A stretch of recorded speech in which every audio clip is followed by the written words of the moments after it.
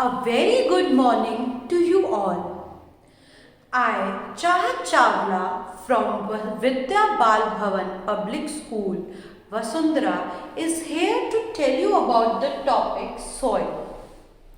Now, we all might have planted various trees in our gardens, we have seen on roads, everywhere there are trees, plants. But have you ever think about that where they are being encouraged, where we are planting them? We are planting them in soil. Soil is the topmost layer of our earth crust. Soil is a natural resource. Why it is called as natural resource? Because soil is formed naturally. We are not making them in our houses, in our laboratories. It is God gifted and it is happening and making by a natural process which is happening in our nature by itself. This soil provides various nutrients, minerals and water to our lovely plants, and it is also the habitat for various organisms. You might have seen when it is too warm, all the earthworms come out of the soil. You also have seen some rabbits going deep inside the burrows and making their home when it is too chilly. Why? Because soil gives them home. And agriculture industry is also dependent upon this soil. How you all eat food. Where does that food come from? That food and those crops are being grown into various types of soil which we get, from which we are getting our food. So, soil is our inseparable part of all human and animal life. And we all have smelled that fragrance which come out of a first rain on the soil, and it gives very refreshing smell to us. We all can never forget that smell. So today we will study that what are its profile. Profile means what are its different layers. We will study about the various layers of these soils. These layers of soil are also called as soil profile. This vertical section of the soil layers, different soil layers, and its vertical section is called as soil profile. Now we are talking about soil, that it is important, but we have not talked about how it is forming. Who is making the soil? So the process by which the soil is formed is called as weathering process. The huge big rock particles when are being broken down, these things are being broken down, they are going to form the soil. Now, who is breaking these particles? Who is being behind this? Who is breaking this big rock particles? Who is behind this? Wind, water and various other agents are behind this breaking of soil. The process is weathering. What happens when there is rain? The big rock particles, whenever they are getting the rain is forming few cracks and crevices in those rocks, and when winters come, that water which is in between the layers is going to expand. We all know that water expands on freezing. When that water expands, it is going to give a lot of pressure on those rocks, and due to that pressure the rocks are going to be broken, and then your soil is formed. Now if we talk about the vertical layers of these soils, those vertical layers of soil is also called as horizons, and there are three horizons. There are three horizons, and the last layer is called as bedrock. We also call this layer as parent rock. There are three horizons. One is A, the other is B, and the third is C.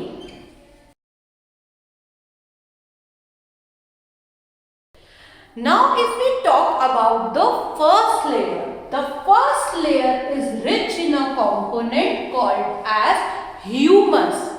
Now what is this humus? Is it human? No, it is humus. Humus is a layer of the soil which is on the top, and it is very dark in color, which we see. Have we seen a light color soil? No, it is dark in color because of this layer of soil. Humus contains dead and decaying rotten organic matter. It can be plants or animals which have been died years ago. They have been converted into a layer called as humus.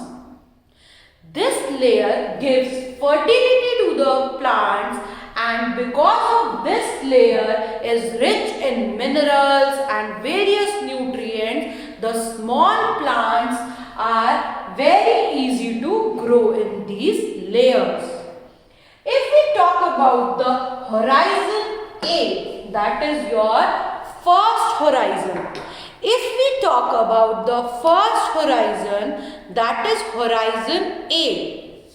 If I talk about the first horizon, that is horizon A, your horizon A is very fertile because it has large amount of humus, minerals which are essential for the growth of plants. And some small plants has very small roots, and they are being embedded in this layer only. But if we talk about the B horizon, that is the next horizon, that next horizon has a little larger particles, and that larger particles, obviously if it is having larger particles, then it is going to have less amount of humus and more amount of minerals. This layer B horizon is also called as subsoil because it is in between. We can also call it as middle layer of the soil. Then comes the C horizon. Now what is C horizon? C horizon has much bigger particles in them, and the next layer, which is the C horizon, has no humus, and the particles of rocks inside them are also very large. And then comes the last layer, which is also called as the bedrock or the parent rock. Parent rock are the rocks from which the soil is being formed. So now we have studied everything about the soil profile. You know, bedrock is so hard that if you take a spade and you try to dig it, it is very tiring. Sometimes you might have seen near the construction site, it is very easy to start digging. But as soon as you reach to this bedrock, that is very tiring and very difficult to dig in.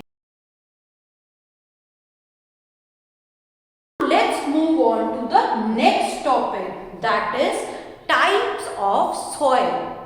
Earlier also we were talking about that some plants require that particular type of soil and some other plants require another type of soil. Now who is telling about these types? The parent rock, the bedrock. The soil has three types of components. The first is sand, the second is clay, and the third is silt. If we talk about the first type of soil, that is sandy soil. As the name suggests, it is made up of a word called as sand. Now we all know that sand has bigger size of particles. If the rock particles are very big, there is a lot of space between them. And if there is a lot of space, the air is there. But water is also, when you are giving water to that soil, what happens? There are gaps in between them. So the water is going to get down and it is not going to stick in that layer, and this soil type cannot hold the water. So it is not good for plants, because we all know plants need water. That is why we are giving them water. Then comes the clay soil. Now, as the name suggests, clay soil has clay-like particles. We all have played with clay in our life. How is our clay? Clay is very soft, sticky. The same way, have you ever seen particles in that clay? It is smooth. Like that only, the clay soil is also very smooth. And the particle size in that clay is very, very small. And if the particles are small, whatever water we are giving them, it is going to be held in that water. But it does not have any space. So how it is going to hold air? And plants also need air for respiration. So this soil is also not good for all the plants. Then comes the middle soil, that is your loamy soil. This is the best soil for growing the plants. Why? Because this soil has the particle size between sandy soil and clay soil. So it has a component called as silt. Silt is basically like your soil only, but it is the particle size is between sandy and clay. You can also see the silt when you visit a river. On the banks of river, you can see some sticky like soil, that is the loamy soil. Now this has a particle size of middle, so it is going to hold some water, but it also has some air. So we have water as well as air for our lovely plants. That is why loamy soil is the best soil for growing the plants.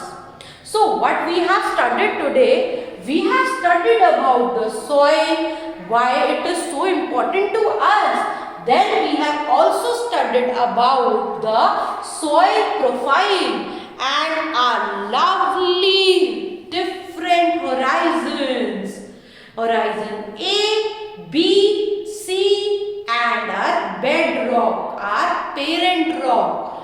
Then comes the types of soil. We have studied about 3 types of soil: sandy soil, clayey soil, loamy soil, and the best soil for growing the plants is loamy soil. So thank you so much for watching this video.